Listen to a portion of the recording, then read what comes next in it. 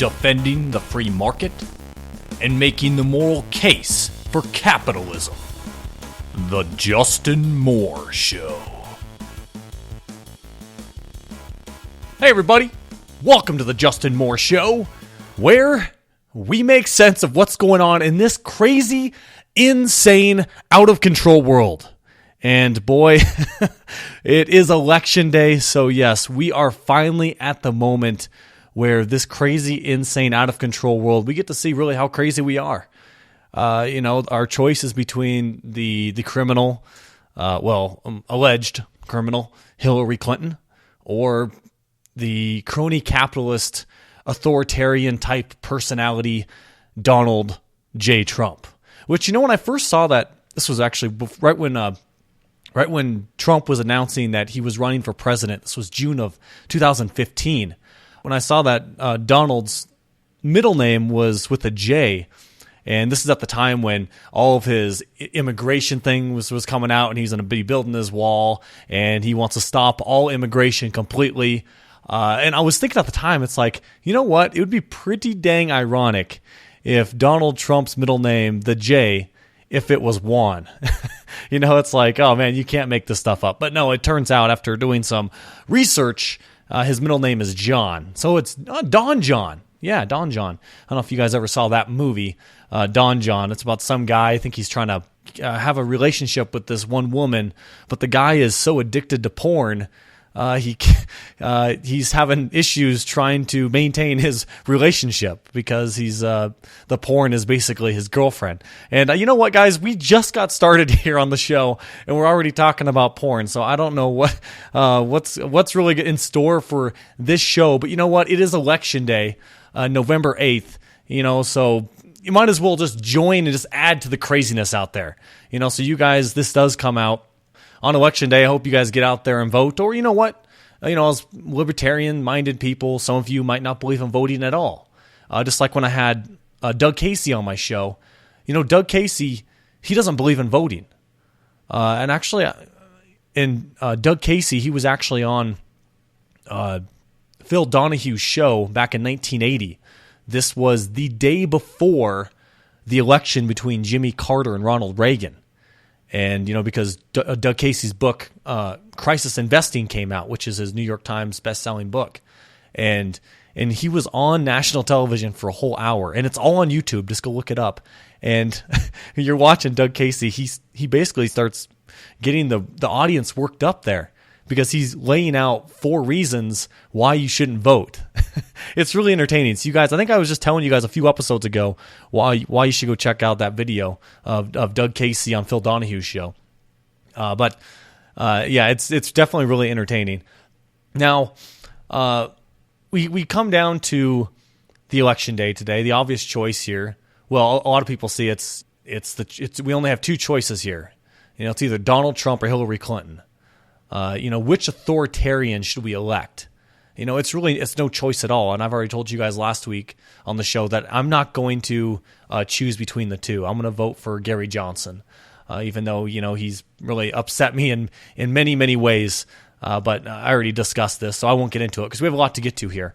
But there are some people out there, and I've also kind of made the case myself, that I see a lot of the problems that we face today, it's because people in general are economic illiterates. If people understood economics, Donald Trump, he would have never got the Republican nomination for president. Look at all the things that Donald Trump's been talking about in regards to restricting trade, or like, oh, we just don't have the right trade deals. And like, see, me and Donald Trump, I guess we can agree to a certain extent when he brings up the trade deals, because look, I'm against those trade deals too. NAFTA, the TPP, because the trade deals, I'm not for the government getting involved in this managed trade. I want completely free trade.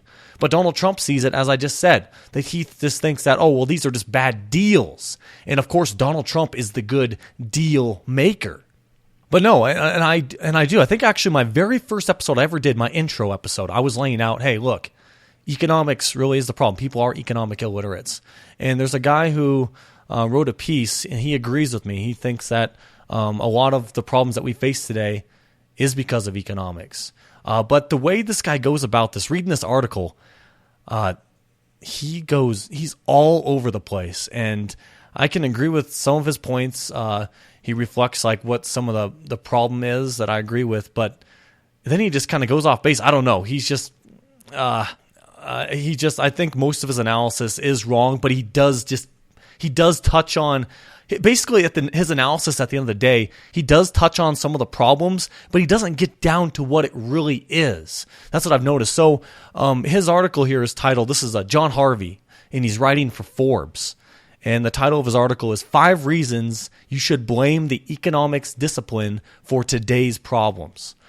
And he starts out here basically saying this: bad ideas have done at least as much damage to our world as anyone's bad intentions. Decades of misguided policies from both political parties and in other nations has critically weakened the core of our economy and left us in a situation where, despite our tremendous level of technological achievement, we seem to be regressing.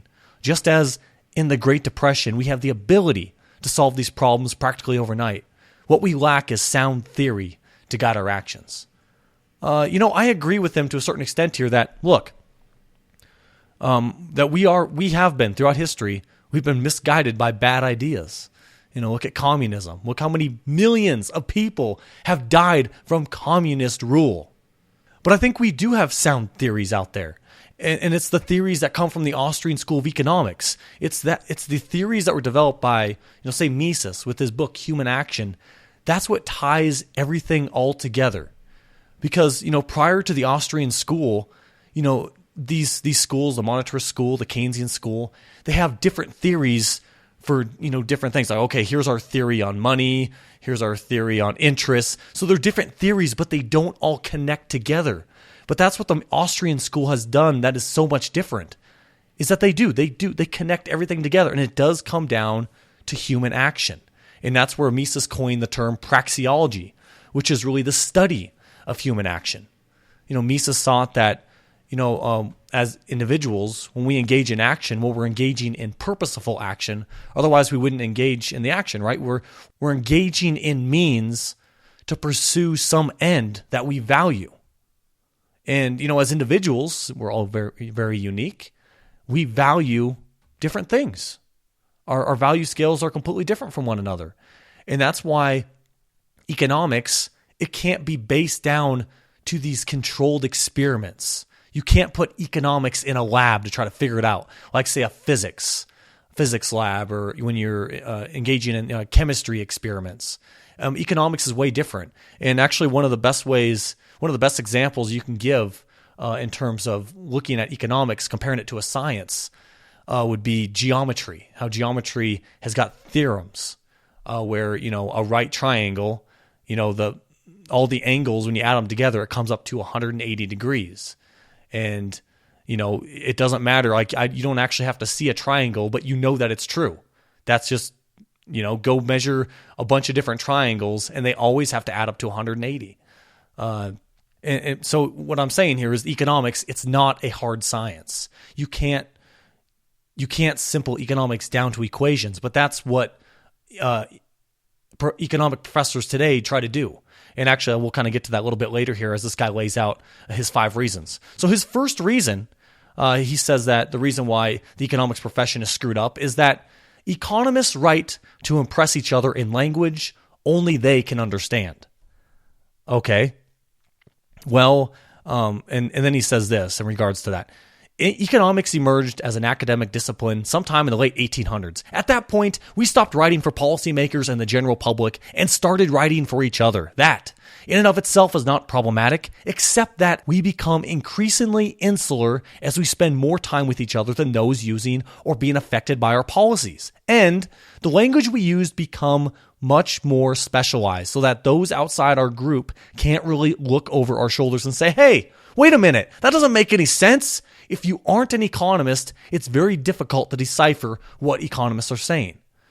And, of course, I agree with him to some small point here because, and it's kind of what I was just alluding to before I read that economics has really been simplified down to equations and models. And so like Paul Krugman will say, well, look, based on my model, we engage in this policy, this will happen, and that's good. This is what we want. So, these models are correct, based on Krugman's view of the economy. And that's what these professors do. It's always the models on models, but the models are always wrong. These models, they can't reflect human action. When all of us, each of us as individuals, we all act very differently. And we have different subjective values and preferences. So it's not that simple. I mean, sure, you can have the simple supply and demand curves, but you can't actually figure out what an exact supply and demand curve is. You can never really know what it is. It's all just a guess, but you do know at the point where the supply and demand meet, okay, the market clears. All right. So in general, we do know that, but you can't actually draw specific ones. I mean, all the things that you learn in economics class, like drawing all these supply and demand curves, I mean, they're really pointless. And then this guy goes to his point number 2, and he says, as an economist, you are encouraged to think outside the box, except don't. And he says, this is problem number 2. Almost every department maintains a list of journals that count towards tenure, promotion, and raises. They're either exclusive in the sense that if you don't publish here, we don't count it at all, or they are ranked from best to worst. You can submit articles to the latter if you like, but you'll need 10 of those add up to one of the former. Given the intense time constraint under which those seeking tenure operate, the choice is obvious. Either you fall in line with what everyone else in the department thinks is good, or you get your CV ready. Nor do these lists vary significantly from department to department so that one could choose where to work on that basis. Rather, they are all basing theirs on the same of academic articles that did the ranking for them. Okay, now this is a good point that, the economics profession, it has a built-in bias. And I would argue it's the Keynesian bias. Most of your professors out there, all they know is Keynesian economics.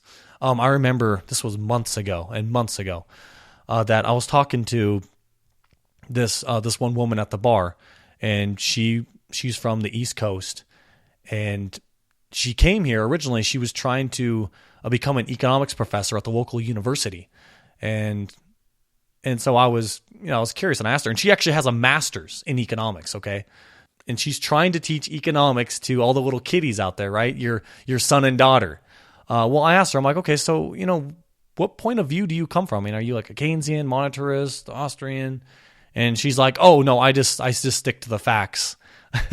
That's what she said to me. Like, when I was saying this, like her eyes, it looked like it was the deer in the headlights look. Like she had no idea what the hell I was talking about. A Keynesian, what the hell is a Keynesian, And here's a woman who has a master's in economics, and she has no idea because these people, these students, they graduate thinking that, okay, well, this is the way economics works, and they don't think they have a bias, that they subscribe to some, I subscribe to this school of thought. But if you don't understand the different schools of thought, how do you know if you're biased or unbiased? You have a bias, you just don't realize it. And I think those people are the most scary. They don't realize they're indoctrinating students. And it's not just with the economics profession, but, any of these, the history professors, they can learn things about history that are false. But if that's all you learned, you don't realize you're teaching a bias. So this all comes down to the indoctrination, from these government schools. And of course, the government has got its hands, its little mittens all over the education department. So of course, that's just the general problem. So the question we have to ask is, okay, why is there a built-in Keynesian bias? Well, that's actually pretty simple because who funds the universities? Well, it's government, right? These state schools. And it's the Keynesian view of economics. They believe that government is good, that during a time of recession, the government needs to step in to prop up aggregate demand.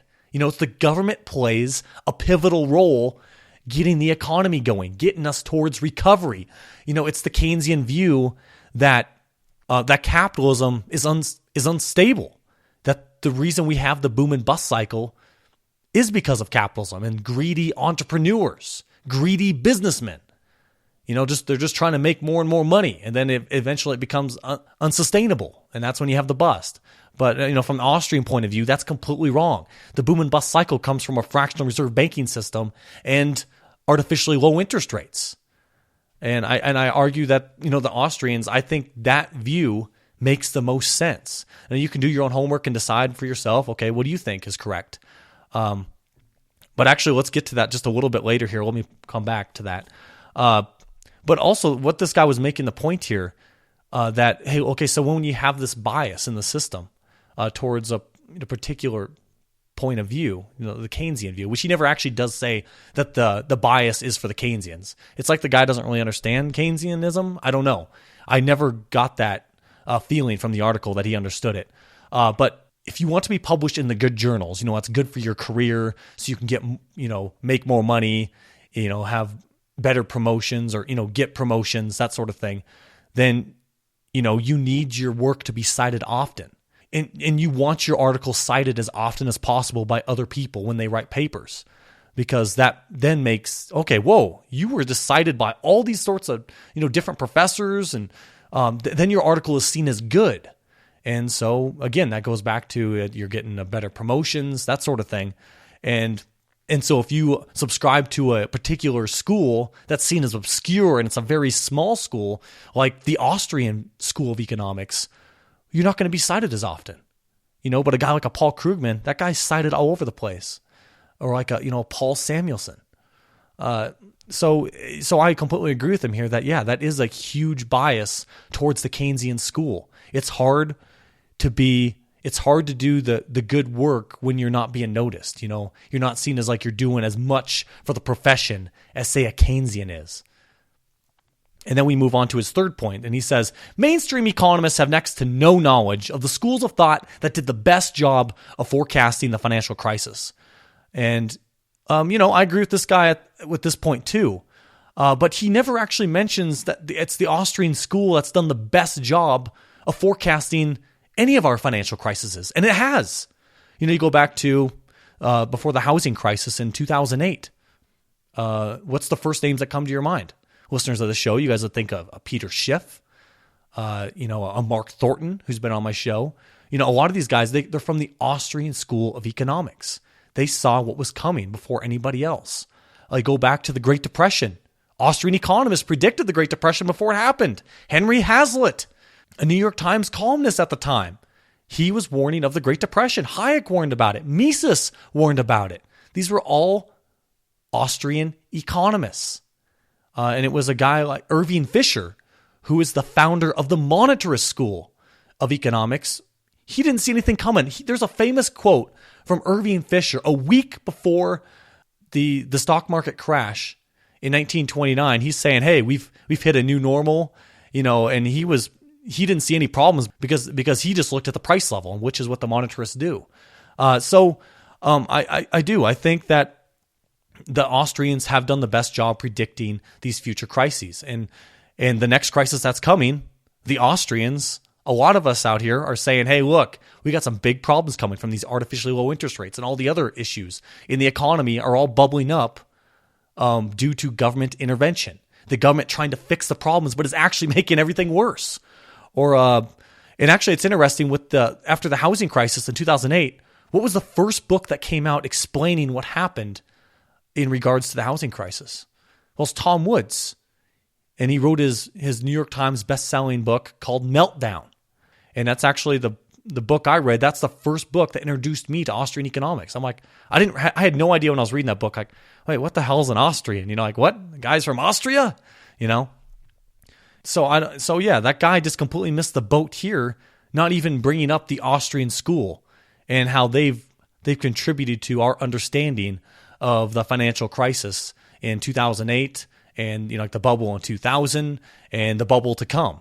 And when this next bubble does pop, I think the Austrians, they're going to have a lot more credibility because, it's time and time again that the Austrians are leading the way and they have the clearest explanation for why these bubbles are happening. And then I'm just going to tie in his last 2 points here, 4 and 5, together because they're fairly similar.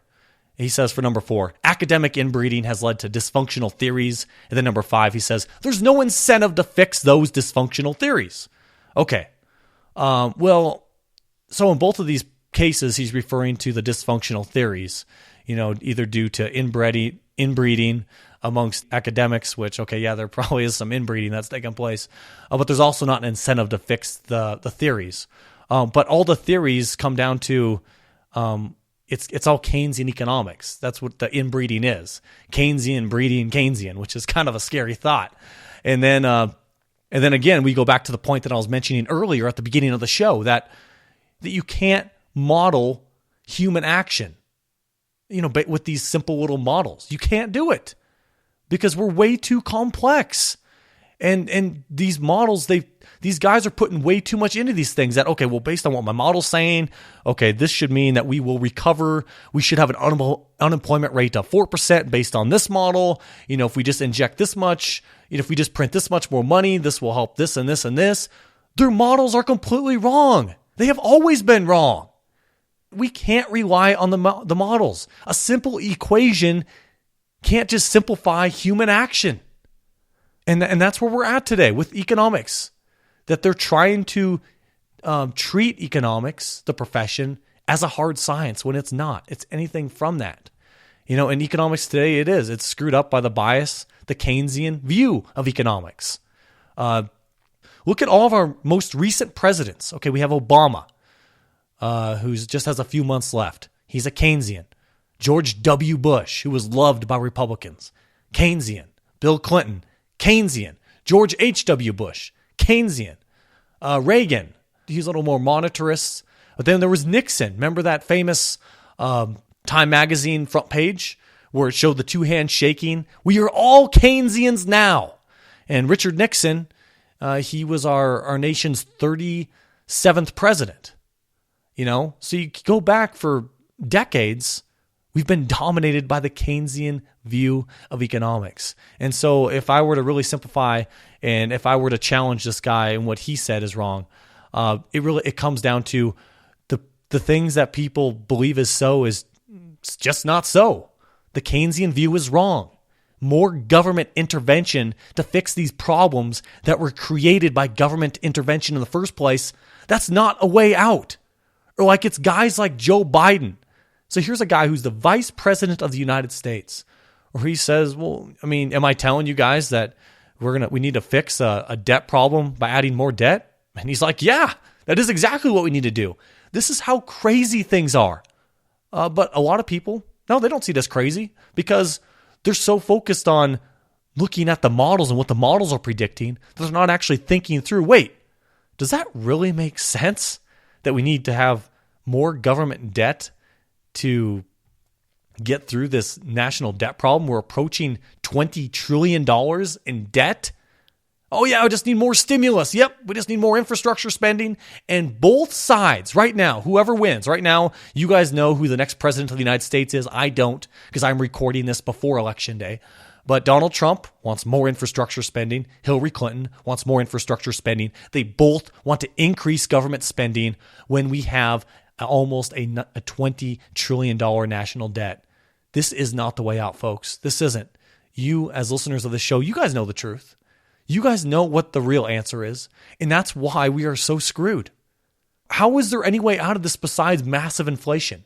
That's the only way you can overcome this large of a national debt. When both sides of the aisle, Republicans, Democrats, neither one of them wants to address the Social Security problems, Medicare problems, all these entitlement problems, which is eating up our budget every year.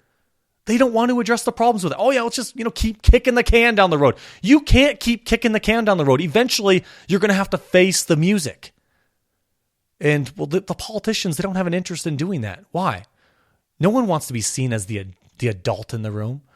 Or I guess most of them don't really, because you could lose votes if you're saying, well, yeah, Johnny, we need to cut your benefits. No, they don't want to do that. So these politicians are going to take the most dishonest way out of this problem. And you know what the most dishonest way out of this problem is?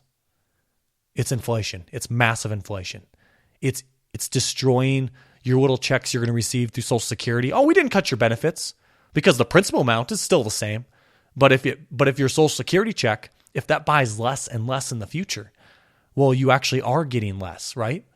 That's the way things are going to happen. And that's why, for me personally, that is why I've invested in gold, physical gold and silver. And, I've invested in the miners is another way. It's when you invest in the gold and silver miners, it's a leveraged position. It's a more leveraged way to make more from the gold and silver bull market. And actually right now, if you guys want to jump into buying into these gold and silver miners, oh man, after this few months, it's pulled back, but it seems that we have found a bottom because there has been, the gold and silver miners have been completely oversold. They've never been this oversold. And since the end of January of 2016, that is when all these stocks took off. And from looking at my own stock portfolio, it's from January 20th of this year till, basically July, August, it was, my stocks were all basically going straight up. And then there was a pullback these last few months. So you guys want to jump in at just, oh man, you guys can make easy money at these levels. If you guys really do want to do that, I actually do give 2 stock tips in my bonus episode I give out to people who have donated over $50 to my show. So if you do that, just go to justinmooreshow.com, more spelled M-O-H-R. Just click on the PayPal button. And yeah, you donate $50. I will send you my Secrets to Vegas episode, how to save hundreds of dollars going to Vegas. And I send you those 2 stock tips. Actually, you know what? I might just do this. If you just want the 2 stock tips, you don't actually want to learn how to save hundreds and hundreds of dollars going to Vegas, but say you don't have $50 to donate to my show, you know what I'm going to do? For a limited time, I'm going to make it, if you donate $25 to my show, all I'm going to send you, I will just send you the 2 stock tips is all I'll do. So you don't get the rest of it. You don't get the other bonus episodes. So if you do want to engage in, so if you do want the stock tips without spending that much more money to see if it's worth it, and, oh, Justin, you're just pulling our leg. Well, come on, guys. You guys can trust me. Dang, I've been here for 2 years, and I do. I want you guys to be able to benefit and prosper from what's coming our way. And these 2 stock tips I have, you are going to make a lot of money with them. And it's a very safe way to put some money to use and take advantage of this gold and silver bull market. Because you think about, okay, yeah, the gold and silver, you could just buy the physical metals, which you should. But if you want to make more money on top of what the metals are doing, like 2 to 3 times more of what the metals do, then you should buy these 2 stocks. I strongly recommend them. I personally own them. Full disclosure, obviously you take all this stuff at your own risk. You decide if it's right for you. And you know what, guys? I'm kind of losing my voice because I'm still just getting over my cold here. It's just kind of been lingering around. So if you guys want to do that, or if you just want to buy some Amazon goods through my website, please do so. Just click on the link there, and I get a very small commission back. It costs you nothing extra, and it's a way just to help me out over here. So guys, I just thank you guys so much for being here today. I will talk with all you guys next week, and I'm looking forward to it. This is Justin Moore, signing off.